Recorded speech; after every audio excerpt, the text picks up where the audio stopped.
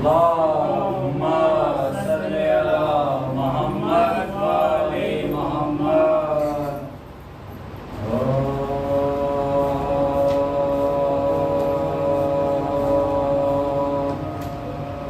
فرش مجلس ہو گئی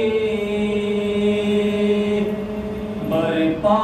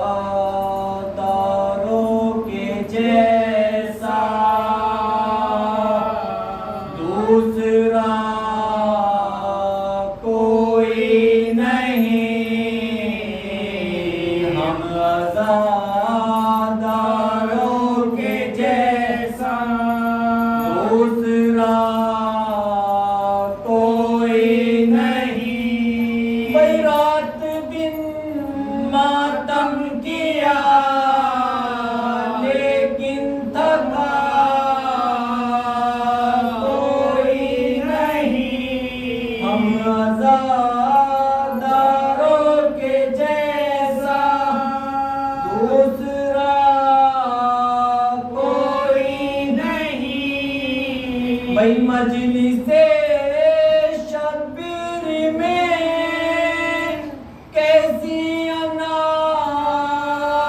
کیسا کرو بھائی سر کے بل آؤ یہاں چھوٹا بڑا کوئی نہیں مجلس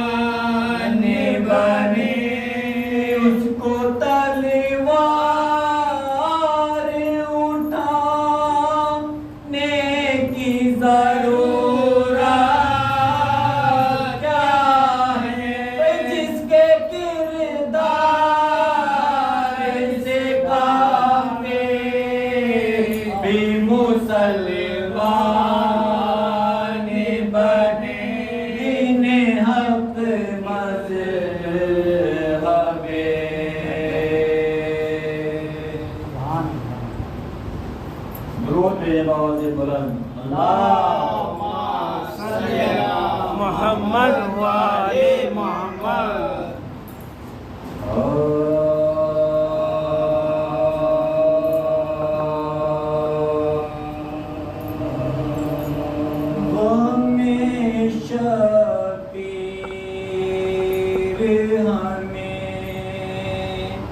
در سے وفا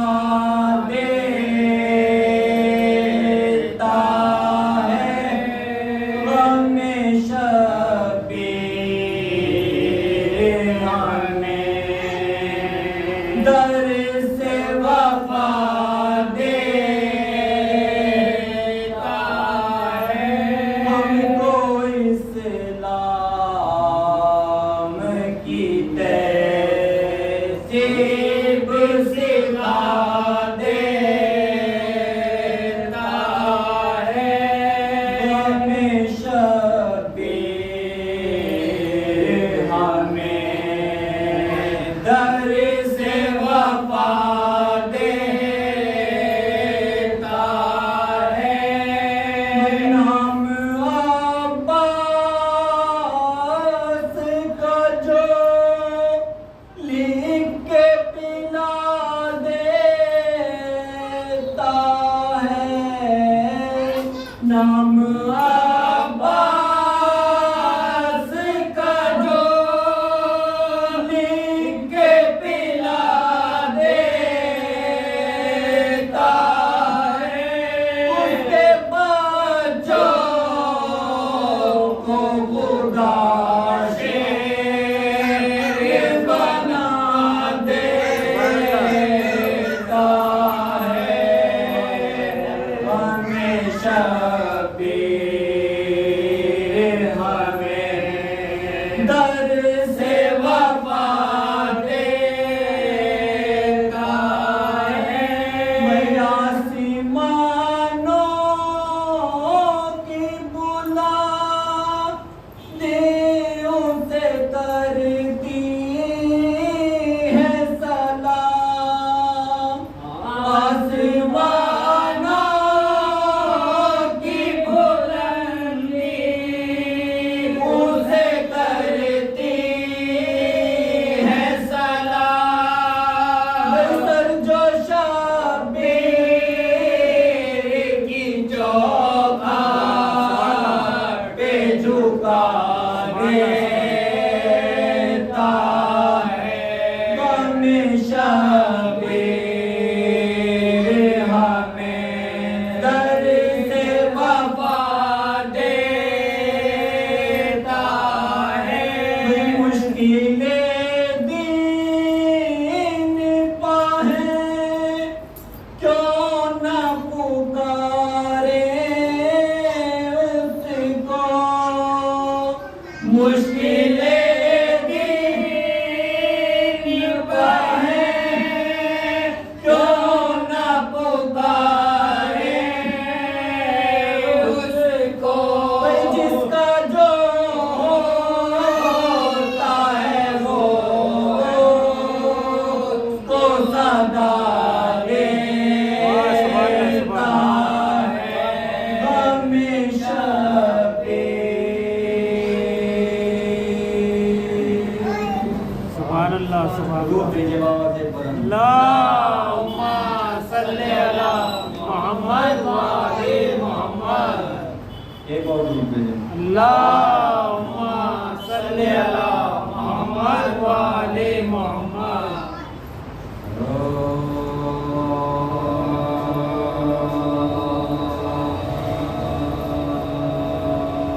قتل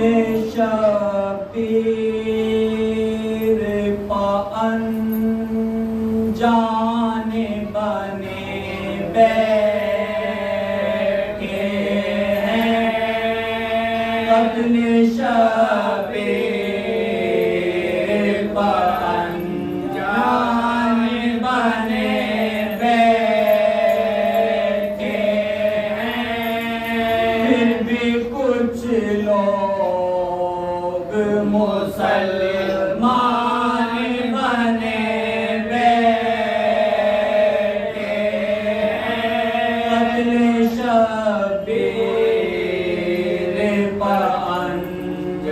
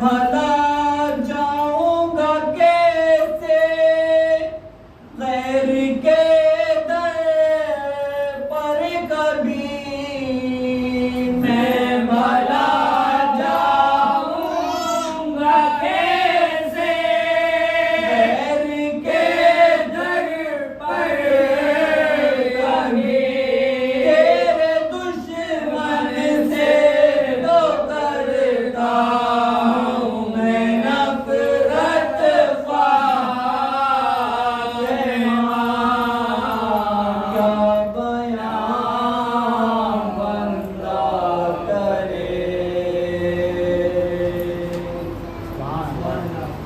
فاتحہ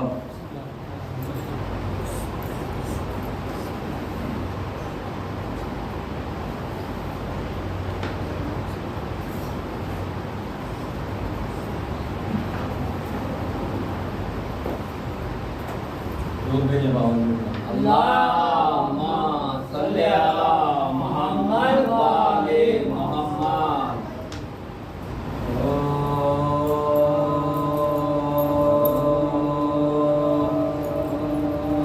جا کر کھڑا ہوا جنت کے در پہ ہر جو ہی جا کر کھڑا ہوا زخمی تمام تن تھا لہو سے بھرا ہوا رضوان نے دیکھا آیا کوئی سر کٹا ہوا پوچھا کہ سر تیرا تن زخمی سے کیا ہوا پوچھا کہ سر تیرا تن زخمی سے کیا ہوا بولا اٹھا کے آئے میں ظلم و شدید ہوں میں لشکر حسین پہلا شہید ہوں میں لشکر حسین پہلا شہید ہوں ابن حسین ابن علی کا لیا جو نام رضوان اس کو جھک کے ادب سے کیا سلام پکڑ کے اس کی باہستگی تمام بولا نبی کے پاس تو جل جلد تشنا کا بولا نبی کے پاس تو جل جلد تشنا کا تجھ سے جو کچھ ہے رشتہ حسین امام سے ظاہر تو چل کے کیجیو خیر الانام سے ظاہر تو چل کے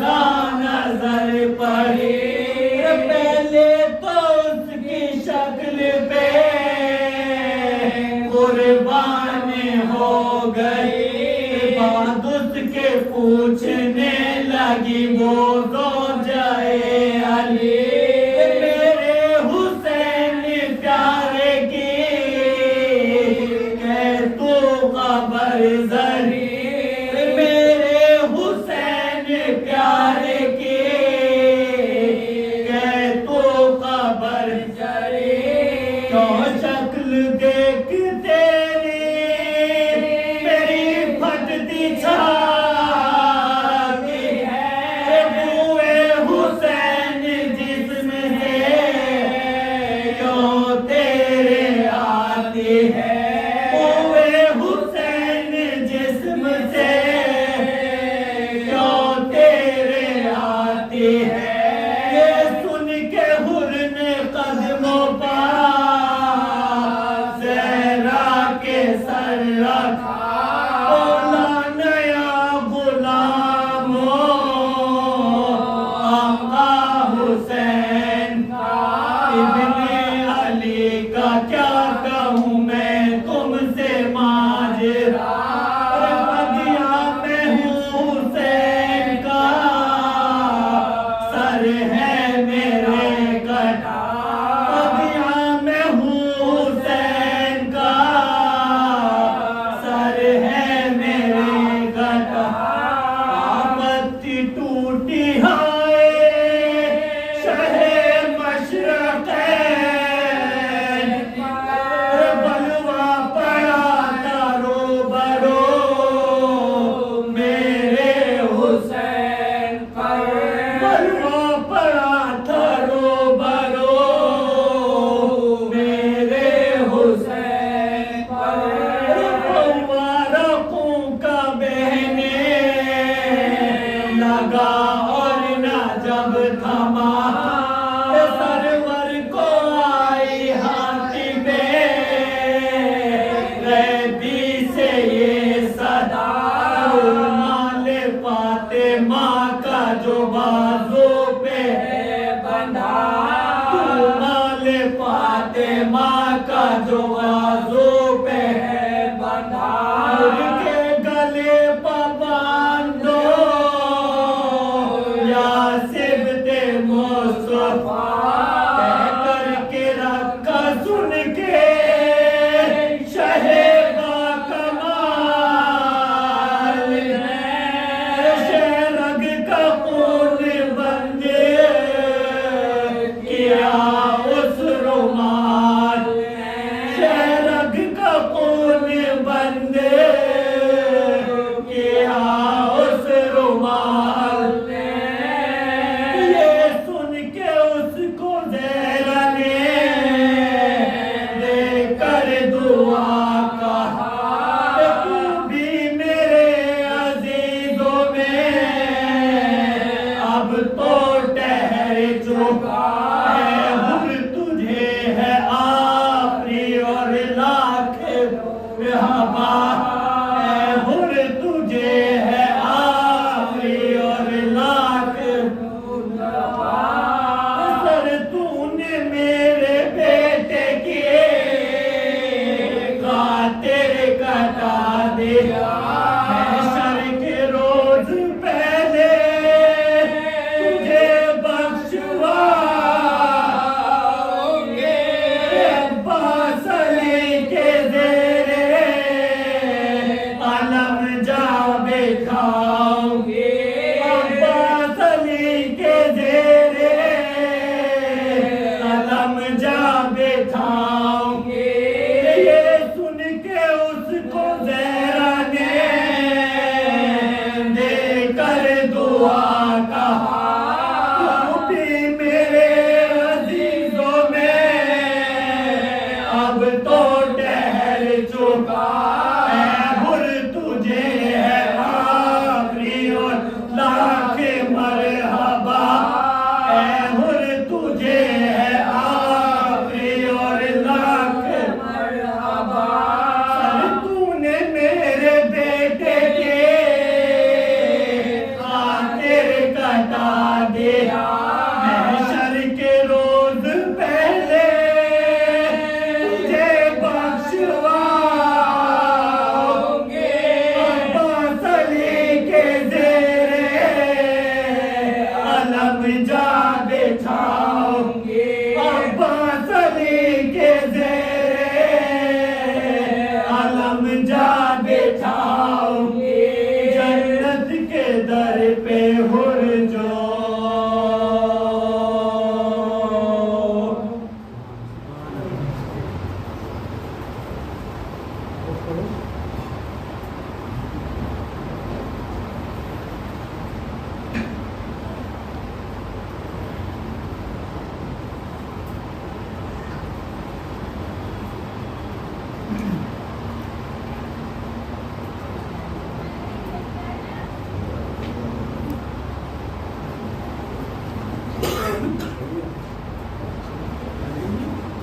اللہم صلی علی محمد وآل محمد اللہم صلی علی محمد وآل محمد اللہم صلی علی محمد وآل محمد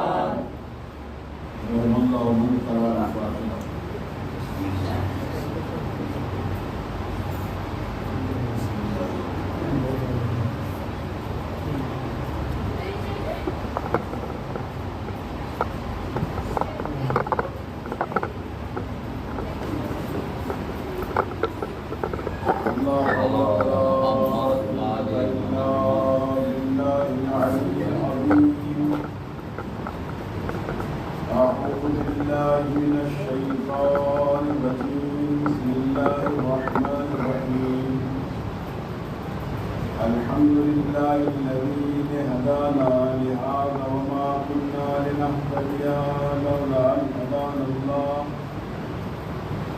لقد جاءت رسل ربنا بالحق الصلاة والسلام على رسوله الثقلين محبوب رب المشرقين والمغربين جد الحسن والحسين مولانا ومولى الثقلين أبو القاسم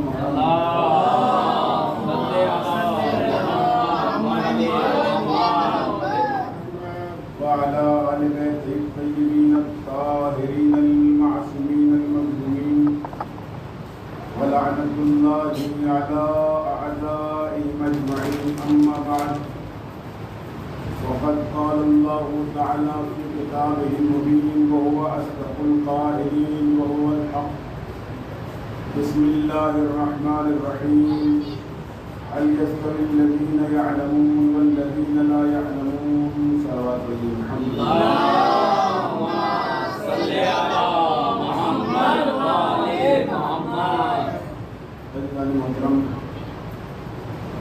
برادران ایمانی اداران شہید الشہداء مسلسل آپ اور شہداء کی عبادت میں مصروف ہیں اس آیت کریمہ کی تلاوت کرنے کا افتخار حاصل کیا پروردگار عالم اس آیت میں علم اور جہل کے حوالے سے گفتگو کر رہا ہے اور اپنے بندوں سے مخاطب ہے سوال کی شکل میں یہ آیت ہے هل يستوي الذين يعلمون والذين لا يعلمون کیا عالم اور جاہل برابر ہو سکتے ہیں؟ یہ ایک ایسا سوال ہے کہ جس کا ہر انسان بہت ہی مختصر غور و فکر کے بعد بڑی آسانی سے جواب دے سکتا ہے کہ عالم اور جاہل برابر نہیں ہو سکتے۔ کل آپ کی خدمت میں عرض کیا تھا کہ عالم اور جاہل تو برابر نہیں ہو سکتے، لیکن کیا علماء میں بھی قسمیں ہیں؟ کیا عالم بھی سب برابر ہیں؟ تو ارشاد ہوا کہ نہیں۔ جس طرح سے انبیاء برابر نہیں ہیں، ایک نبی دوسرے نبی کی فضیلت رکھتا ہے، اسی طریقے سے تمام علماء بھی برابر نہیں ہیں۔ اور اس کے بعد علماء کی دو تقسیم کی تھی کہ ایک عالم وہ ہوتا ہے کہ جو پیدا ہوتا ہے تو جاہل، علم ملتا ہے تو ذرا سا، اور ایک عالم وہ ہوتا ہے کہ جو پیدا ہوتا ہے تو عالم، علم ملتا ہے تو پوری کتاب کا۔ اس علم کو اللہ نے اپنے خاص بندوں سے مخصوص کیا ہے، ہر کسی کو یہ علم نہیں ملتا۔ آج دنیا میں کروڑوں اربوں لوگ ہیں، اگر آپ کسی سے معلوم کریں کہ صاحب کہ آپ انجینئر بن کے پیدا ہوئے تھے، یا آپ ڈاکٹر بن کے پیدا ہوئے تھے، یا آپ وکیل بن کے پیدا ہوئے تھے، تو ہر انسان یہی جواب دے گا کہ صاحب نہیں، ہم جب پیدا ہوئے تو جاہل پیدا ہوئے تھے، ہم نے محنت کی، ہم نے کوشش کی، ہم نے اس دنیا میں آ کر کے علم حاصل کیا تو ہم وکیل بنے، ہم ڈاکٹر بنے۔ اگر آپ قاری قرآن سے پوچھیں کہ صاحب آپ نے قرآن کی تلاوت کہاں سیکھی ہے، کیا آپ اللہ میاں کے پاس سے قرآن کی تلاوت سیکھ کے آئے تھے، تو ہر انسان یہی جواب دے گا کہ نہیں صاحب، ہم نے قرآن کی تلاوت اس دنیا میں آ کے سیکھی تھی۔ پھر قرآن مجید میں ارشاد ہوتا ہے الرحمن علم القرآن، وہ رحمان ہے کہ جس نے قرآن کا علم عطا کیا، خلق الانسان، اور انسان کو پیدا کیا۔ عزیزو، اس آیت میں اگر آپ ترتیب دیکھیں تو پہلے پہلے قرآن کی تعلیم کا ذکر ہے، اس کے بعد انسان کی خلقت کا ذکر ہے۔ مجھے بتائیے کہ یہاں پر لوگ بیٹھے ہوئے ہیں یا پورے جو لوگ سن رہے ہیں، یا کسی بھی انسان سے آپ پوچھیں کہ صاحب، کسی بھی قاری قرآن سے پوچھیں کہ صاحب کیا آپ نے قرآن کی تلاوت پہلے سیکھی تھی، پیدا بعد میں ہوئے ہیں؟ مجھے اس بات کا یقین ہے کہ پوری دنیا کے اندر کوئی یہ دعویٰ نہیں کر سکتا کہ میں نے پہلے قرآن کی تلاوت سیکھی ہے بعد میں پیدا ہوا ہے۔ تو پھر قرآن مجید یہ کیا کہتا ہے؟ الرحمن علم القرآن، وہ اللہ رحمان ہے کہ جس نے پہلے قرآن کی تعلیم عطا کی، خلق الانسان، پھر انسان کو پیدا کیا۔ آپ غور و فکر کریں، پوری دنیا کا مطالعہ کریں، آپ کو کہیں پر کوئی ذات ایسی نہیں ملے گی کہ جس نے پہلے قرآن کی تعلیم سیکھی ہو بعد میں پیدا ہو، سوائے مولا کائنات کی ذات کے، تو خانہ کعبہ میں پیدا ہوتے ہی قرآن کی تلاوت کرتا ہوا نظر آتا ہے۔ صلوات پڑھیے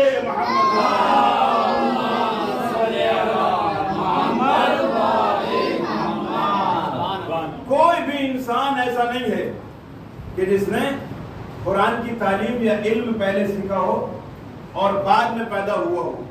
یہ علی کی ذات ہے کہ جنہوں نے پیدا ہوتے ہی پیغمبر اکرم کے ہاتھوں پر قرآن کی تلاوت بھی کی، زبور کی تلاوت بھی کی، انجیل کی تلاوت بھی کی۔ ہاں، یہ علم لدنی ہے کہ جو یہ اللہ کے یہاں سے لے کے پیدا ہوتے ہیں۔ اس لیے کہ اگر علم لدنی نہ ہو تو پھر انسان کی ہدایت پوری طرح سے ناممکن ہے۔ اس لیے کہ اگر رہبر ہی غلطی کرے گا، رہبر ہی کسی چیز کا علم سے واقف نہیں ہوگا، تو پھر وہ پوری طرح سے انسان کی ہدایت نہیں کر سکتا۔ صلوات پڑھیے محمد اللہم صلی علی محمد وآل محمد۔ میں نے کہا کہ اگر انسان کے پاس علم لدنی نہ ہو تو وہ جگہ جگہ پر غلطیاں کرے گا۔ اور کل آپ کی خدمت میں یا پرسوں آپ کی خدمت میں واقعہ پیش کیا تھا کہ مولا کائنات کے فیصلے علم لدنی کے ذریعے سے ہوتے تھے۔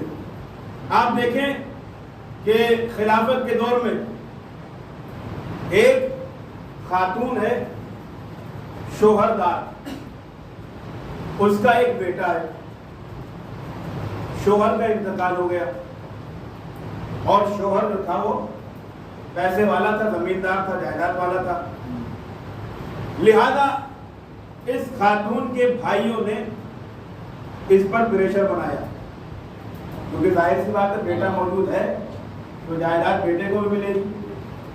بھائی لالچی قسم کے تھے، پریشر بنایا کہ آپ جو ہے انکار کر دو کہ میرا کوئی بیٹا نہیں ہے، تاکہ ہم جائیداد ہڑپ لیں۔ خلافت کے دربار میں یہ واقعہ پہنچا اور پورا ماجرا بیان کیا۔ بیٹا چلاتا رہا کہ میں اس کا بیٹا ہوں، یہ میری ماں ہے۔ مگر آپ جانتے ہیں کہ دنیا کی عدالت میں جو فیصلے کیے جاتے ہیں اس میں گواہ کی ضرورت ہوتی ہے۔ کہا کہ تمہارے پاس کوئی گواہ ہے؟ تو بیٹے نے کہا کہ میرے پاس گواہ تو کوئی نہیں، بس اتنا جانتا ہوں کہ یہ میری ماں ہے اور میں اس کا بیٹا ہوں، لیکن گواہ کوئی نہیں۔ عورت سے کہا کہ تمہارے پاس کوئی گواہ ہے؟ کہا میرے 2 بھائی گواہ ہیں۔ لہذا عورت کے حق میں فیصلہ کر دیا گیا کہ ساری جائیداد اس خاتون کی تھی۔ واپس پلٹ رہے تھے، مولا کائنات سے ملاقات ہوئی۔ کا کیا ماجرا ہے؟ اس بیٹے نے ہاتھوں کو جوڑا، کہا یا علی یہ میری ماں ہے، میں اس کا بیٹا ہوں، مگر میرے حق میں فیصلہ نہیں ہوا، یہ انکار کرتی ہے کہ یہ میری ماں نہیں ہے۔ مولا نے کہا کوئی مسئلہ نہیں، یہ دیکھیں علم لدنی جو اللہ کی طرف سے ہوتا ہے اس کے ذریعے سے جو فیصلے ہوتے ہیں، نہ وہاں گواہ کی ضرورت ہوتی ہے اور نہ ہی کسی شاہد کی ضرورت ہوتی ہے۔ مولا کائنات واپس آئے، پہلے تو کہا کہ اپنی زبان سے اقرار کر لے یہ تیرا بیٹا ہے، مگر اس نے انکار کیا کہ نہیں، کیونکہ مولا کائنات تو جانتے تھے علم غیب سے، مگر آپ کو ثابت کرنا تھا۔ جب اس نے اپنی زبان سے اقرار نہیں کیا تو مولا نے کہا اچھا ٹھیک ہے، اس کا شوہر کا انتقال ہو گیا، اب یہ بیوہ ہو گئی اور تم بھائی ہو اس کے، ظاہر سی بات ہے کہ تم اس کے ہمدرد ہوگے، تو یہ بتاؤ کہ کیا میں اس کی شادی کر لوں کسی سے؟ تو بھائیوں نے کہا مولا بالکل، یہ تو ہماری خوش نصیبی ہوگی کہ ہماری بہن کی شادی یہ ہماری بہن کا اب مولا کائنات نے کروایا ہے یا مولا کائنات نے پڑھا ہے۔ کہا ٹھیک ہے، کہا قمر جاؤ اور میرے حجرے سے اشرفیاں لے کے آؤ۔ جناب قمر گئے، اشرفیاں لے کے آئے، مولا کائنات نے اس بیٹے کے ہاتھ میں وہ، اس لڑکے کے ہاتھ میں وہ اشرفیاں دی، کہا کہ میں مہر کے طور پر اس عورت کے حوالے کر دو۔ اب آپ دیکھیں منظر کیا ہے، منظر کیا ہے، چہرے کی ہوائیاں اڑی ہوئی ہیں۔ کہا کہ اے لڑکے جاؤ اور اس عورت کے حوالے یہ مہر کے طور پر اشرفیہ کر دو، میں اس بیٹے کی شادی عورت سے کرانا چاہتا ہوں۔ بس عزیزو، جیسے ہی اس جوان لڑکے نے، اس بیٹے نے اس عورت کے حوالے وہ اشرفیاں کرنا چاہی، فوراً ہی اس عورت نے ہاتھوں کو جوڑا کہ یا علی معاف کر دیجئے گا، ماں اور بیٹے کی شادی نہیں ہوتی۔ علی نے فرمایا میں تو جانتا تھا، اس لیے کہ میرے پاس علم غیب ہے، میں تمہارے لیے ثابت کرنا چاہتا تھا کہ تمہارا رشتہ ماں اور بیٹے کا ہے۔ صلوات پڑھیے محمد۔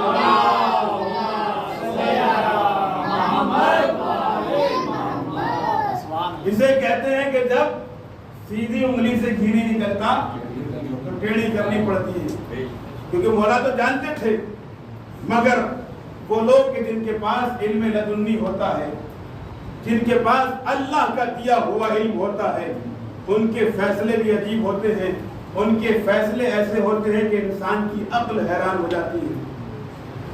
اور یاد رکھیے کہ جب اللہ اپنے رہبر کو علم لدنی عطا کرتا ہے تو وہاں پر نہ بچپن دیکھا جاتا ہے، نہ جوانی دیکھی جاتی ہے، نہ بڑھاپا دیکھا جاتا ہے، اس لیے کہ ہمارا عقیدہ یہ ہے کہ ہمارا امام علم لدنی لے کے پیدا ہوتا ہے، وہ بچپن میں بھی امام ہوتا ہے، جوانی میں بھی امام ہوتا ہے، بڑھاپے میں بھی امام ہوتا ہے۔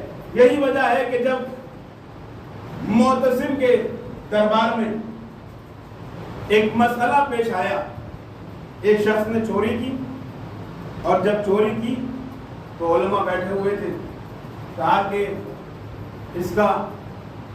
اس کو کیا سزا دی جائے؟ تو اب علماء میں اختلاف ہو گیا، کسی نے کہا کہ اس کا ہاتھ کاٹا جائے، مگر اختلاف یہ ہوا کہ ہاتھ کہاں سے کاٹا جائے، ہاتھ کہاں سے کاٹا جائے۔ اب علماء میں اختلاف ہے، کسی نے کہا کہ یہاں سے کاٹے جائے، کسی نے کہا کہ کوہنی سے کاٹا جائے، کسی نے کہا کہ شانے سے کاٹا جائے۔ اب بیچارہ چور بھی گھبرا رہا ہوگا کہ پتہ نہیں کہاں سے کٹے گا۔ علماء میں اختلاف ہو گیا، بڑے بڑے علماء فیصلہ نہیں کر پا رہے تھے۔ ایک مرتبہ معتصم نے کہا کہ انہی کو بلاؤ۔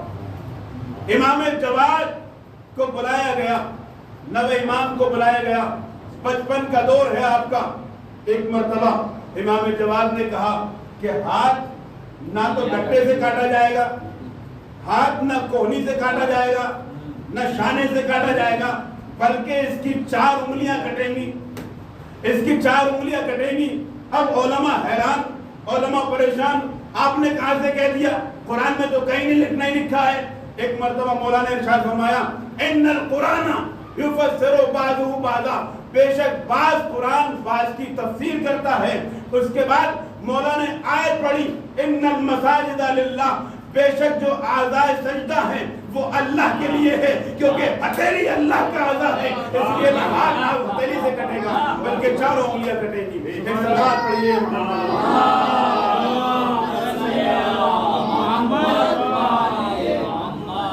لہذا امام کا نہ بچپن دیکھا جاتا ہے، نہ جوانی نہ بڑھاپا، امام ہر حال میں امام ہوتا ہے۔ جس کے پاس علم لدنی ہوتا ہے اس کا مقابلہ دنیا کا کوئی بڑے سے بڑا عالم نہیں کر سکتا. یہی وجہ ہے کہ امام جواد کا بچپن کا دور ہے اور مامون رشید نے آپ کو اپنا داماد بنانا چاہا. لوگوں نے اعتراض کیا کہ صاحب آپ نے امام رضا کو بہت عزت بخشی ظاہری طور پر، مگر آپ ان کو اتنا توجہ نہ دیں، یہ تو بچے ہیں، 9 سال کی عمر ہے، ان کو کیا پتا. مامون رشید نے کہا کہ یہ بچے نہیں ہیں بلکہ یہ اپنے باپ کے علم کے وارث ہیں، اس لیے کہ ان کے یہاں نہ بچپنا دیکھا جاتا ہے نہ جوانی دیکھی جاتی ہے، یہ ہر حال میں عالم ہیں. اور یقین نہ آئے تو مقابلہ کر کے دیکھ لیجئے، مناظرہ کر کے دیکھ لیجئے. بغداد کا سب سے بڑا عالم جس کا نام یحییٰ بن اقسم تھا بلایا گیا امام جواد سے مناظرہ کرنے کے لیے. ایک طرف مامون رشید بیٹھا ہوا ہے اور مامون رشید نے اپنے پہلو میں امام جواد کو بٹھایا، ایک طرف یحییٰ بن اقسم کو اٹھایا. 900 کرسیاں نشین صاحبان علم بیٹھے ہوئے ہیں اور دیکھ رہے ہیں کہ ایک طرف بچہ ہے اور ایک طرف عرب کا سب سے بڑا عالم دین ہے. ایک طرف ظاہری اعتبار سے بچہ نظر آ رہا ہے مگر ایک طرف عرب کا سب سے بڑا مشہور عالم دین یحییٰ بن اقسم ہے. مقابلہ ہوا، ہزاروں کی تعداد میں لوگ بیٹھے ہوئے ہیں، دیکھ رہے ہیں کہ ایک بچہ ہے 9 سال کا اور ایک طرف تجربے کار عالم دین ہے. عزیزو، لوگ دیکھ رہے ہیں کہ شکست کس کو ملے گی، ہارے گا کون، جیتے گا کون. سناٹا چھایا ہوا ہے. یحییٰ بن اقسم نے امام جواد سے سوال کیا، کہا یہ بتاؤ کہ اگر کوئی حالت احرام میں شکار کرے تو پھر اس کا کفارہ کیا ہوگا. وہ سمجھ رہا تھا کہ بچے ہیں، نماز کا مسئلہ معلوم ہوگا، روزے کا مسئلہ معلوم ہوگا اور چھوٹے چھوٹے مسائل سے واقف ہوں گے، مگر حج کے مسائل کیونکہ سخت ہیں لہذا اس نے حج کا مسئلہ پوچھا. کہا کہ یہ بتاؤ کہ اگر حالت احرام میں کوئی شکار کر بیٹھے تو اس کا کفارہ کیا ہوگا. ایک 9 سال کا بچہ جو ظاہری اعتبار سے بچہ نظر آ رہا تھا، اس نے کہا کہ تمہارا سوال ہی مبہم ہے، تمہارا سوال ہی مکمل نہیں ہے، تمہارا سوال ہی کمپلیٹ نہیں ہے. اور اس سوال میں سے سینکڑوں سوال نکالے. کہا یہ بتاؤ کہ جس نے شکار کیا ہے وہ حالت احرام میں تھا یا حالت احرام میں نہیں تھا. شکار کرنے والا بالغ تھا یا بالغ نہیں تھا. شکار کرنے والا عاقل تھا یا عاقل نہیں تھا. شکار کرنے والا غلام تھا یا آزاد تھا. شکار کرنے والے نے پرندے کا شکار کیا تھا یا بڑے جانور کا شکار کیا تھا. شکار کرنے والا شکار کرنے کے بعد پشیمان ہے یا پشیمان نہیں ہے. اب یحییٰ بن اقسم کے چہرے کی ہوائیاں اڑ گئیں اور جو سوال امام نے کیے اس کا کوئی جواب اس کے پاس نہیں تھا. مامون رشید نے کہا کہ اے فرزند رسول، یہ جو آپ نے سینکڑوں سوال کیے ہیں آپ ٹھیک کے جواب بتا دیجئے. لہذا امام نے ایک ایک سوال کا جواب دیا. یحییٰ بن اقسم کے چہرے پر شرمندگی ظاہر ہو رہی تھی، ظاہری اعتبار سے شکست کو قبول کر چکا تھا. اب امام کی نوبت آتی ہے، امام کا نمبر آتا ہے کیونکہ ابھی تو اس نے سوال کیا تھا تو اس کی یہ حالت ہو گئی. اب جب امام سوال کریں گے تو کیا حالت ہوگی. اب امام نے سوال کیا، کہا کہ یحییٰ بن اقسم یہ بتاؤ کہ ایک عورت ہے کہ جب ایک انسان نے اس کو صبح میں دیکھا تو وہ اس کے لیے نامحرم تھی، طلوع آفتاب کے وقت محرم بن گئی، اس کے بعد ظہر کے وقت اس کے اوپر حرام ہو گئی، عصر کے وقت حلال ہو گئی. دوبارہ آپ کی خدمت میں عرض کروں کہ یحییٰ بن اقسم ایک خاتون ہے. جب ایک انسان نے صبح کے وقت اس کے اوپر نظر ڈالی تو وہ اس کے لیے حرام تھی، لیکن طلوع آفتاب کے وقت وہ حلال ہو گئی، ظہر کے وقت حرام ہو گئی، عصر کے وقت حلال ہو گئی، مغرب کے وقت حرام ہو گئی، عشاء کے وقت حلال ہو گئی، آدھی رات میں حرام ہو گئی اور صبح میں پھر حلال ہو گئی۔ اب یحییٰ بن اقسم کا سر چکرانے لگا کہ یہ بچہ ہے، مگر سوال اتنا سخت ہے کہ اس کے پسینے چھوٹنے لگے۔ اسے معلوم نہیں تھا کہ یہ آل محمد کا بچہ ہے، کہ جن کے یہاں پر بچہ بھی عالم دین ہوتا ہے، اس لیے کہ ان کے پاس دنیا کا حاصل کیا ہوا علم نہیں ہوتا ہے، بلکہ وہ اللہ کا عطا کردہ علم ہوتا ہے۔ اس کے بعد جب خاموش ہو گیا کہ یحییٰ بن اقسم سنو، جب صبح میں کسی انسان نے ایک خاتون کے اوپر نظر ڈالی تو وہ کسی کی کنیز تھی، لہذا وہ حرام تھی، لیکن طلوع آفتاب کے وقت وہ کنیز خرید لی تو حلال ہو گئی۔ اس کے بعد ظہر کے وقت اس سے نکاح کیا تو حلال ہو گئی، اور اس کے بعد ظہر کے وقت اسے آزاد کر دیا تو حرام ہو گئی، عصر کے وقت اس سے نکاح کیا تو حلال ہو گئی، مغرب کے وقت اس سے سحار کیا تو حرام ہو گئی، عشاء کے وقت سحار کا کفارہ دے دیا تو حلال ہو گئی، آدھی رات میں طلاق دے دی تو حرام ہو گئی، صبح کے وقت رجوع کر لیا تو حلال ہو گئی۔ صلوات پڑھیے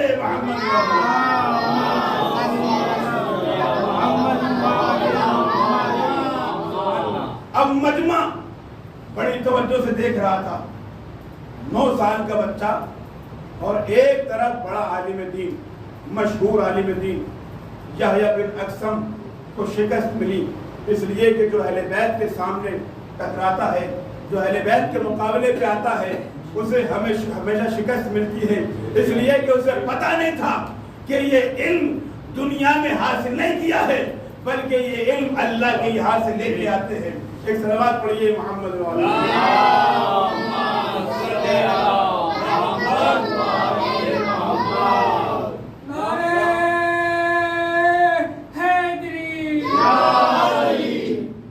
عزیزو، اس لیے ہمارے یہاں پر یہ سلسلہ جو انبیاء تک تھا، یعنی انبیاء علم لدنی کے مالک تھے، یہ سلسلہ ختم نہیں ہوا، بلکہ ہمارے یہاں جو ائمہ کا سلسلہ ہے، ہمارا عقیدہ یہ ہے کہ وہ علم غیب کے مالک بھی ہیں اور علم لدنی کے مالک بھی ہیں، اس لیے کہ جو اللہ کی طرف سے رہبر ہوتا ہے وہ علم لے کے آتا ہے، اگر علم لے کے نہ آئے تو پھر وہ مکمل طریقے سے ہدایت نہیں کر سکتے۔ ابھی تو یہ تو اہل بیت علیہ السلام کی بات ہے، لیکن جو اہل بیت سے جڑ جاتا ہے وہ بھی عالم بن جاتا ہے اور ایسے ایسے مسائل کا حل نکالتا ہے کہ جس کا حل نکالنا بڑے بڑے علماء کی بس کی بات نہیں۔ کچھ سالوں پہلے بزرگ حضرات بیٹھے ہیں، انہیں یاد ہوگا کہ ہندوستان کا ایک فوجی تھا عارف نام کا، ہندوستان پاکستان کی جنگ ہوئی تو عارف کو پاکستان کی فوج نے گرفتار کر لیا اور ہندوستان میں یہ سمجھا جا رہا تھا کہ عارف مارا گیا ہے، شہید ہو گیا ہے۔ اب جو اس کی بیوی تھی اس نے دوسرا نکاح کر لیا، کیونکہ ظاہر سی بات وہ سمجھ رہی تھی کہ میرا شوہر مارا گیا، اس نے دوسرا نکاح کر لیا۔ مگر کچھ سالوں کے بعد میڈیا نے دکھایا کہ عارف زندہ ہے، ادھر عارف کی زندگی کا مسئلہ چھڑا، ادھر علماء میں کھلبلی مچ گئی، اور جب فتویٰ معلوم کیا گیا علماء سے تو الگ الگ طریقے کے فتوے دیے، کسی نے کہا کہ وہ اس کے اوپر حلال ہے، کسی نے کہا کہ وہ اس کی بیوی ہے، کسی نے کہا کہ نہیں وہ جو نکاح ہوا ہے باطل ہے، کسی نے کہا کہ کیونکہ اسے پتہ نہیں تھا زندگی باطل نہیں ہے۔ مگر یہی مسئلہ اہل بیت کے چاہنے والے جناب بہلول دانا سے 1400 سال پہلے معلوم کیا گیا کہ جب ہارون رشید کا دربار سجا ہوا ہے اور بہلول دانا سے مقابلہ کرنے کے لیے ایک عالم جس کا نام جنید تھا بلایا گیا تو اس نے بہلول دانا سے سوال کیا کہ یہ بتاؤ کہ ایک کمرے میں 4 لوگ ہیں، ایک خاتون ہے اور ایک قرآن کی تلاوت کرنے والا ہے، ایک نماز پڑھ رہا ہے اور ایک روزے کی حالت میں ہے۔ جیسے ہی 5واں شخص اس کمرے میں داخل ہوا تو نماز پڑھنے والے کی نماز باطل، روزہ رکھنے والے کا روزہ باطل اور تلاوت قرآن کرنے والے کا جو مقصد تھا وہ ضائع ہو گیا۔ کیا یہ بتاؤ کہ یہ 5واں شخص کون ہے؟ تو بہلول دانا نے کہا کہ یہ 5واں شخص اس خاتون کا شوہر ہے کہ جس کے مرنے کے بعد یہ خاتون نماز پڑھوا رہی تھی، لہذا اس کی نماز پڑھنا بیکار ہو گیا، اس کا روزہ باطل ہو گیا، اس کا قرآن تلاوت کرنے کا ہو گیا۔ عزیزو، یہ بہلول دانا ہے جو 1400 سال پہلے وہ مسئلہ بیان کر رہے ہیں جو 1400 سال کے بعد علماء بیان نہ کر سکے۔ صلوات پڑھیے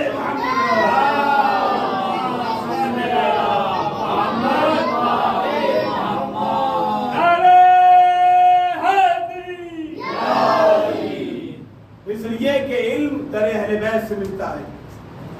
اگر علم در اہل بیت سے لیا جاتا تو بھٹکنے کی ضرورت نہ پڑتی۔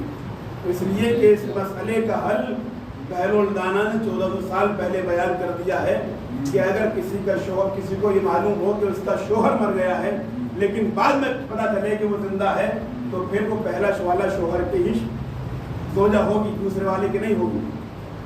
پھر اس کے بعد جناب بہلول دانا نے سوال کیا جنید سے، بڑا آسان سوال، کہا کہ یہ بتاؤ کہ 3 مٹکے ہیں، کیونکہ آپ بہلول دانا کے مزاج کرتے ہیں، 3 مٹکے ہیں، ایک میں سرکہ ہے اور ایک میں شیرہ ہے۔ اب تیسرے مٹکے میں اس زمانے میں شربت بنتا ہوگا، شربت بنانے کے لیے شیرے کو بھی لوٹا گیا اور سرکے کو بھی لوٹا گیا۔ جب تیسرے مٹکے میں دونوں چیزیں مل گئی تو اس نے مرا ہوا تھا چوہا نظر آیا۔ کہا کہ جنید یہ بتاؤ کہ یہ چوہا سرکے میں مرا ہے یا شیرے میں مرا ہے؟ اب جنید جو ہے وہ ہکا بکا رہ گیا، پریشان ہے کہ کہاں بتاؤں کہ شیرے میں مرا ہے، سرکے میں مرا ہے۔ بہلول مسکرائے، کہا بہلول، کہا جنید اس سوال کا جواب بڑا آسان ہے، چوہے کا پیٹ چاک کر کے دیکھ لو، اگر اس کے اندر شیرہ ہے تو شیرے میں مرا ہے، اگر سرکہ ہے تو سرکے میں مرا ہے۔ صلوات پڑھیے محمد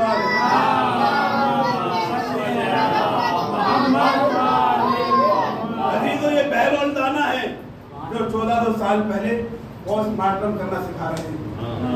کہا کہ شکم چاک کر کے دیکھ لو، بڑی آسانی سے پتہ چل جائے گا کہ کس چیز میں مرا ہے۔ عزیزو، علم لدنی کے مالک ہیں اہل بیت علیہ السلام، اور اللہ نے ان کو صاحبان علم بنا کے پیدا کیا ہے، اللہ نے ان کو علم عطا کر کے دیا ہے، اس لیے کہ ان کی آنکھوں کا بچپنا دیکھا جاتا ہے، نوجوانی دیکھی جاتی ہے، یہ ہر حال میں عالم ہے۔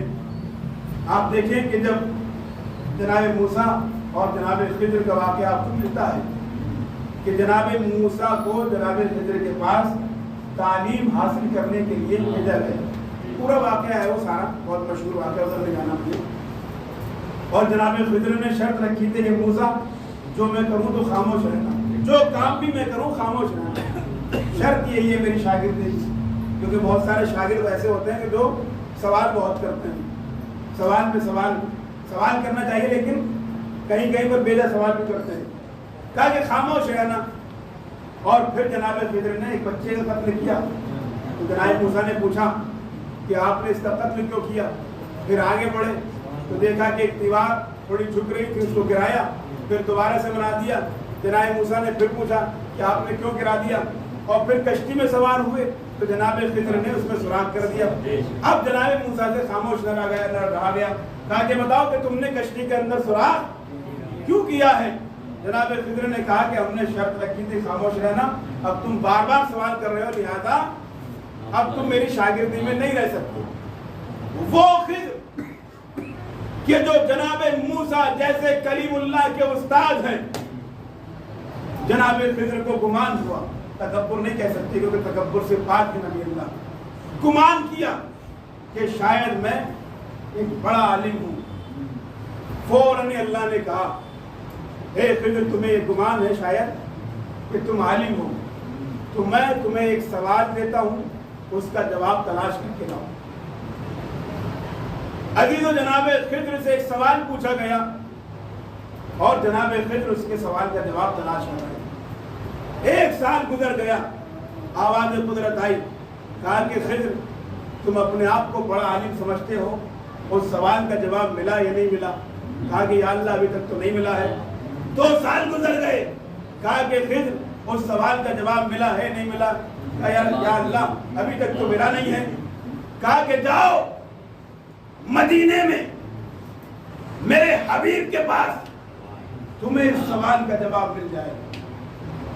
جناب خضر مسجد نبوی میں آتے ہیں، سوال کرنا چاہتے ہیں، مگر رسول اللہ سے جیسے ہی سوال کیا، برابر میں ایک بچہ جو ظاہری اعتبار سے بچہ ہے، امام حسن کی شکل میں بیٹھا ہوا ہے، جیسے ہی جناب خضر نے سوال کیا، فوراً ہی رسول اللہ نے اشارہ کیا اے خضر اگر سوال کرنا چاہتے ہو تو اس بچے سے کرو، تمہیں جواب مل جائے گا۔ عزیزوں وہ سوال کہ جس کے جواب تلاش کرنے کے لیے خضر کو سال لگ گئے مگر جواب نہ مل سکا، امام حسن کی خدمت میں زانو ادب طے کیے اور ایک مرتبہ امام حسن سے سوال کرنا چاہتے ہیں۔ امام حسن نے کہا کہ خضر سوال کرو گے یا سوال بھی میں ہی بتاؤں؟ عزیزوں یہ ہے امام حسن علیہ السلام کی ذات، یہ ہے اہل بیت علیہ السلام کی ذات۔ ایک مرتبہ جناب خضر نے سوال کیا کہ یہ بتاؤ کہ وہ چیزیں کون سی ہیں کہ جو ایک سے بڑھ کر ایک قوی ہے، یعنی وہ ایک سے ایک کے اوپر ایک بھاری ہے۔ تو ایک مرتبہ امام حسن علیہ السلام نے بتانا شروع کیا، کہا کہ سب سے بھاری چیز پتھر ہے، مگر پتھر سے بھاری لوہا ہے، لوہے سے بھاری آگ ہے، اس لیے کہ آگ لوہے کو پگھلا دیتی ہے، آگ سے بھاری پانی ہے، پانی سے بھاری بادل ہیں، بادل سے بھاری ہوائیں ہیں کہ جو بادلوں کو بھی لے کے گھومتی ہیں، ہوا سے بھی بھاری وہ فرشتہ ہے کہ جو فرشتہ ہواؤں کو چلاتا ہے، اس فرشتے سے بھاری ملک الموت ہے کہ جو اس فرشتے کی بھی روح قبض کرے گا، اور اس ملک الموت سے بھاری امر خدا ہے اور ہم امر خدا ہے۔ صلوات پڑھیے محمد۔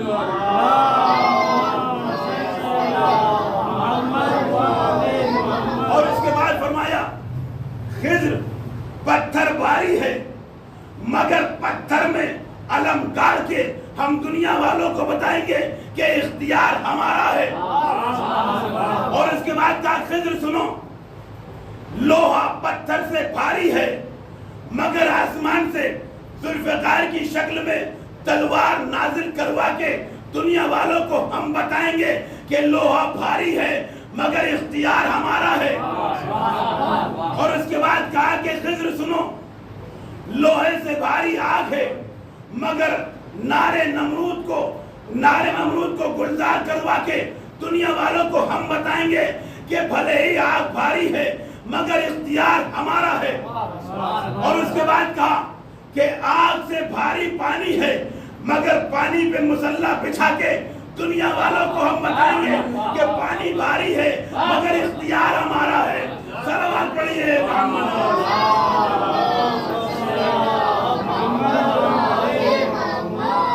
اور اس کے بعد کہا کہ بادل بھاری ہے مگر بادلوں پہ اختیار ہمارا ہے، فرشتہ بھاری ہے مگر یہی فرشتے ہمارے دروازے پہ سلام کرنے آتے ہیں، اختیار ہمارا ہے۔ ملک الموت اس فرشتے سے بھی بھاری ہے کہ جو اس فرشتے کی روح قبض کرے گا، مگر یاد رکھو یہی ملک الموت ہماری ماں کے دروازے پہ جا مانگ کے دنیا والوں کو بتائے گا کہ ملک الموت بھاری ہے مگر اختیار ہمارا ہے، اور ملک الموت سے بھاری امر الہی ہے اور امر خدا ہم اہل بیت ہے۔ صلوات پڑھیے محمد۔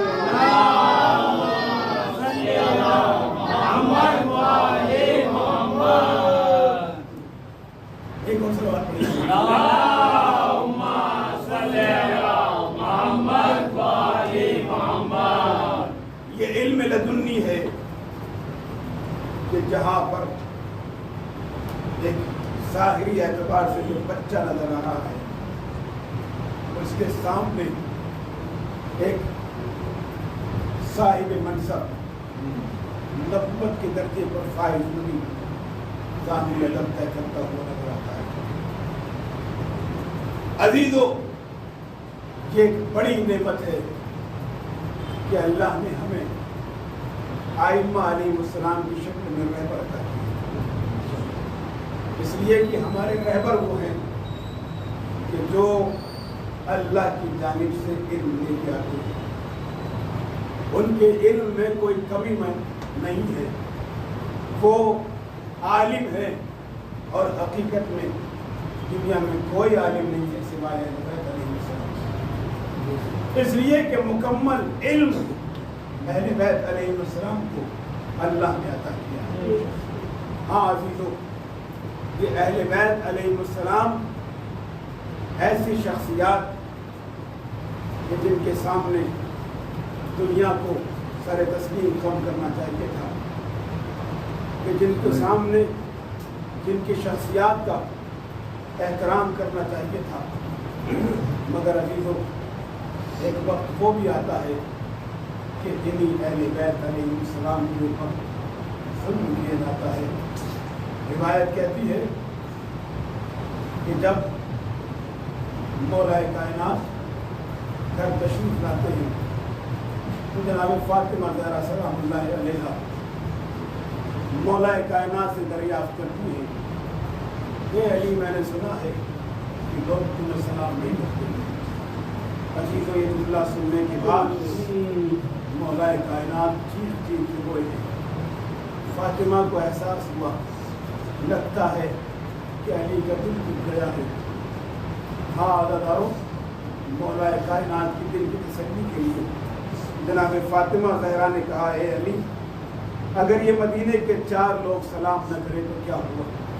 ہمیں تو فرشتے سلام کرتے ہیں، ہمیں تو انبیاء سلام کرتے ہیں، ہمیں تو پورے سلام کرتے ہیں۔ مولا نے فرمایا، فاطمہ، میں اس لیے نہیں رو رہا ہوں کہ لوگ مجھے سلام نہیں کرتے، فاطمہ، میں اس لیے رو رہا ہوں کہ میں لوگوں کو سلام کرتا ہوں، کوئی جواب نہیں۔ ہاں جی، یہ بڑا ظلم ہے، یہ بہت سخت ظلم ہے۔ آپ جس معاشرے میں رہتے ہیں، اگر آپ کی کوئی سلام کا جواب نہ دے تو کوئی تکلیف ہوتی ہے انسان کو۔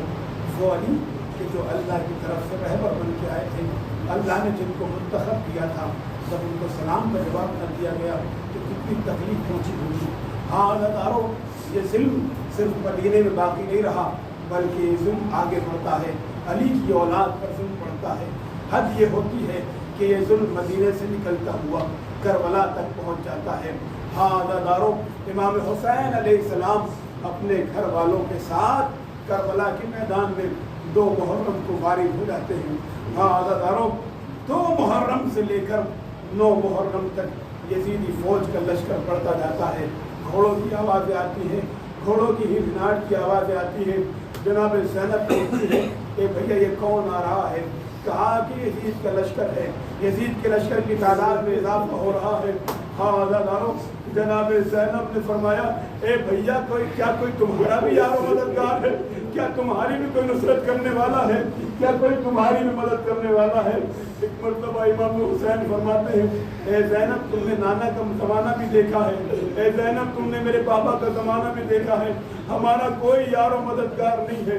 ہاں عزیزو، جناب زینب فرماتی ہے، اے بھیا حسین، میرے ذہن میں ایک شخص ہے، اے بھیا حسین، تمہارے بچپن کا ساتھی حبیب ابن مظاہر ہے، اگر تم اسے بلاؤ گے تو تمہاری مدد کے لیے ضرور آئیں گے۔ ہاں عزیزو، امام حسین علیہ السلام نے خط لکھا، قاصد کو بھیجا۔ ہاں عزیزو، پراشور ماحول ہے، ابن زیاد کی حکومت ہے، ایک مرتبہ ابن زیاد کی حکومت ہے۔ یہ قاصد جناب حبیب ابن مظاہر کے دروازے پہنچتا ہے۔ ہاں عزیزو، روایت کہتی ہے کہ جس وقت یہ قاصد ذرا جناب حبیب ابن مظاہر پہ پہنچا ہے تو اس وقت حبیب ابن مظاہر کھانا کھا رہے تھے. اب جیسے ہی دق الباب کیا تو حبیب کے گلے میں لقمہ گلو گیر ہوا. حبیب نے کہا لگتا ہے کسی بھوکے نے یاد کیا ہے, لگتا ہے کسی پیاسے نے یاد کیا ہے. ہاں عزادارو, دروازہ کھولا گیا, دیکھا, کہا کیا نا فرید حسین, میں حسین کا قاصد ہوں. یہ سننا تھا کہ حبیب ابن مظاہر جو حسین کے بچپن کے ساتھی ہیں. خط کو لیا, خط کو آنکھوں سے لگایا, چومنا شروع کیا. ہاں عزادارو, خط کے مضمون کو پڑھنا شروع کیا. لکھا ہوا تھا انا حسین ابن علی. اے حبیب ابن مظاہر, میں حسین ابن علی ہوں. اے حبیب ابن مظاہر, میں تمہارے بچپن کا دوست حسین ہوں. اے حبیب ابن مظاہر, ہم کوفے کے پاس کربلا کے میدان میں نرغے آدھا میں گرے ہوئے ہیں. اے حبیب ابن مظاہر, میرے ساتھ میری بہن زینب بھی ہے, میرے ساتھ میری بہن ام کلثوم بھی ہے. ہاں عزادارو, ایک مرتبہ زوجہ نے پوچھا اے حبیب ابن مظاہر کیا بات ہے؟ کہا کہ میرے مولا حسین نے مجھے یاد کیا ہے, کربلا کے میدان میں نرغہ یادہ میں گھرے ہوئے ہیں. ہاں عزادارو, زوجہ نے پوچھا اے حبیب پھر کیا خیال ہے؟ کہا سوچ رہا ہوں کہ اس بڑھاپے میں حسین کی مدد کیا کروں گا. ایک مرتبہ زوجہ کھڑی ہوئی, کہا اے حبیب اگر تم نہیں جاتے تو میں حسین کی مدد کے لیے جاؤں گی. حبیب نے کہا اے زوجہ, ارے میں نے تو صرف امتحان کے لیے کہا تھا, یہ کیسے ممکن ہے کہ حبیب کو آقا حسین طلب کرے اور حبیب مدد کے لیے نہ جائے. جزاکم اللہ. ہاں عزادارو, حبیب ابن مظاہر نے اپنے غلام سے کہا کہ شہر کا ماحول پرآشوب ہے, جاؤ شہر کے باہر گھوڑے کو لے کے کھڑے ہو جاؤ, میں تیار ہو کے آتا ہوں. ہاں عزادارو, حبیب ابن مظاہر حسین کی نصرت کے لیے آمادہ ہو گئے. یہ غلام گھوڑے کے پاس کھڑا ہوا ہے. تھوڑی تاخیر ہو گئی حبیب کو گھوڑے تک پہنچنے کے لیے. اب جو حبیب پہنچے تو غلام گھوڑے کے پاس کھڑا ہوا ہے اور غلام گھوڑے سے کہہ رہا ہے اے گھوڑے, اگر میرا آقا نہیں آیا حسین کی مدد کرنے کے لیے تو میں اپنے مولا حسین کی مدد کرنے کے لیے جاؤں گا. ہاں عزادارو, حبیب نے یہ جملہ سنا, کہا اے آقا حسین, ارے کیا زمانہ آ گیا, غلام بھی آپ کی مدد کرنے کے لیے تھے. ہاں عزادارو, بس آخری جملہ اور اس کے بعد رحمت تمام. ہاں عزادارو, جناب حبیب گھوڑے پہ سوار ہوتے ہیں, کہتے ہیں غلام تو نے میرے حسین کا احترام کیا ہے تو میں نے تجھے آزاد کر دیا. مگر غلام کہتا ہے اے میرے آقا, جب میں آپ کا غلام تھا لیکن اب میں حسین کا غلام ہوں. اے آقا مجھے بھی لے چلیے. ہاں عزادارو, حبیب ابن مظاہر کربلا کے میدان میں پہنچتے ہیں. کیا دیکھا کہ کوفے کی جانب سے دھول اڑ رہی ہے. حسین نے پہچانا کہ میرے بچپن کا دوست آ گیا ہے. ایک مرتبہ عباس سے کہتے ہیں جاؤ عباس, اپنے چچا کا استقبال کرو. اے علی اکبر, جاؤ اپنے چچا کا استقبال کرو. ہاں عزادارو, حبیب ابن مظاہر کربلا کے میدان میں آئے. آواز تکبیر بلند ہوئی, اللہ اکبر, اللہ اکبر. یہ آواز خیمے میں زینب کے کانوں میں پہنچی. زینب نے پوچھا کیا ماجرا ہے؟ کیا حسین کے بچپن کا دوست حبیب ابن مظاہر آیا ہے؟ زینب نے کسی بچے سے کہا جاؤ حبیب سے میرا سلام کہنا اور کہنا ہے حبیب تیرا شکریہ کہ عالم غربت میں میرے بھیا حسین کی مدد کے لیے آئے ہو. ہاں عزادارو, یہ بچہ کے سلام کہتا ہے. ہاں عزادارو, حبیب نے اپنے سر کو پیٹ لیا. ارے کیا وقت آ گیا, آقا زادیہ غلام کو سلام کہہ رہی ہیں.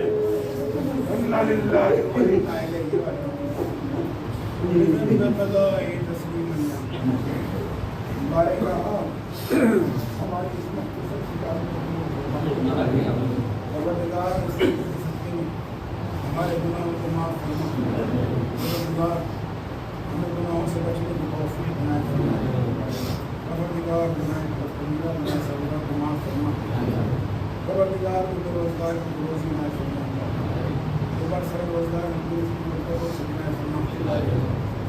پروردگار جو جو اولاد ہیں ان کو اولاد بنائے فرما پروردگار دونوں کو ان کو خدا نے لفظ سے بنائے فرما پروردگار دنیا و آخرت میں ہمیں کامیاب بنائے فرما پروردگار ہمیں محبت و علیہ السلام کا قائم بنائے فرما پروردگار امام زمانے کی زندگی تعلیم فرما اور ہمیں جوان انسان شمار فرما ربنا تقبل منا انك عليم الحسين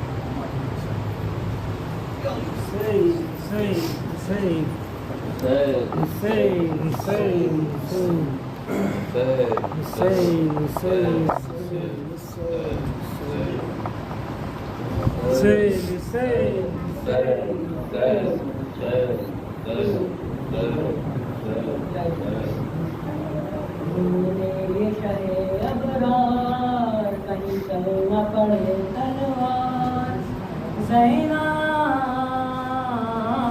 اب روک لو عباس کو اب روک لو عباس کو اب روک لو عباس کو یہ شہ ابرار کہیں چلنا پڑے تلوار زینب عباس کو روک لو عباس کو روک لو عباس کو اے ثانیہ زہرا دیکھ تو لو اب ثانیہ حیدر خیز میں اب ثانیہ حیدر خیز میں اب ثانیہ حیدر خیز میں خیموں کے ہٹائے جانے سے عباس دلاور خیز میں عباس دلاور خیز میں عباس دلاور خیز میں محشر کے ہیں سب آثار کہیں چلنا پڑے تلوار زینب اب روک لو عباس کو اب روک لو عباس کو اب روک لو عباس کو وعدہ جو کیا تھا نانا سے ہم اس کو نبھانے آئے ہیں ہم اس کو نبھانے آئے ہیں ہم اس کو نبھانے آئے ہیں خیموں کی ہمیں کچھ فکر نہیں ہم دین بچانے آئے ہیں ہم دین بچانے آئے ہیں ہم دین بچانے آئے ہیں محنت نہ ہوئے بیکار کہیں چلنا پڑے تلوار زینب اب روک لو عباس کو اب روک لو عباس کو اب روک لو عباس کو شبر کے جنازے پر زینب جب تیروں کی بوچھار ہوئی جب تیروں کی بوچھار ہوئی جب تیروں کی بوچھار ہوئی عباس کے دیور بدلے تھے لیکن نہ مہایلدار ہوئی لیکن نہ مہایلدار ہوئی لیکن نہ مہایلدار ہوئی ہے جنگ یہاں تیار کہیں چلنا پڑے تلوار زینب اب روک لو عباس کو اب روک لو عباس کو اب روک لو عباس کو اس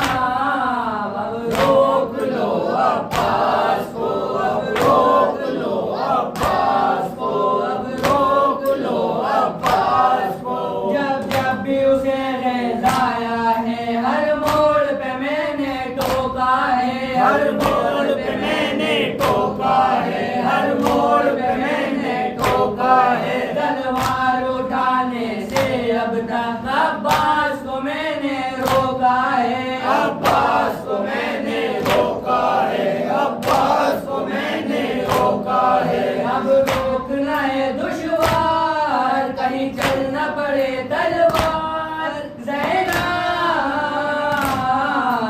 روک لو عباس کو اب روک لو عباس کو اب روک لو عباس کو یہ 3 محرم ہے زینب عاشور میں تھوڑی دوری ہے عاشور میں تھوڑی دوری ہے عاشور میں تھوڑی دوری ہے عباس کو ہم کیسے روکیں یہ سب سے بڑی مجبوری ہے یہ سب سے بڑی مجبوری ہے یہ سب سے بڑی مجبوری ہے امداد کرو ایک بار کہیں چل نہ پڑے تلوار زینب روک لو عباس کو اب روک لو عباس کو اب روک لو عباس کو تلوار سے رن میں غازی نے قد کھینچ دیا ہے زینب قد کھینچ دیا ہے زینب قد کھینچ دیا ہے زینب حیدر کی شجاعت کا وارث غصے میں بھرا ہے زینب غصے میں بھرا ہے زینب غصے میں بھرا ہے زینب منزل ہے بڑی دشوار کہیں چل نہ پڑے تلوار زینب اب روک لو عباس کو اب روک لو عباس کو اب روک لو عباس کو تبدیل نہ ہو اب جلد کرو لگتا ہے قیامت آتی ہے لگتا ہے قیامت آتی ہے لگتا ہے قیامت آتی ہے اب دل کے ہمارے بے چینی یہ سوچ کے بڑھتی جاتی ہے یہ سوچ کے بڑھتی جاتی ہے یہ سوچ کے بڑھتی جاتی ہے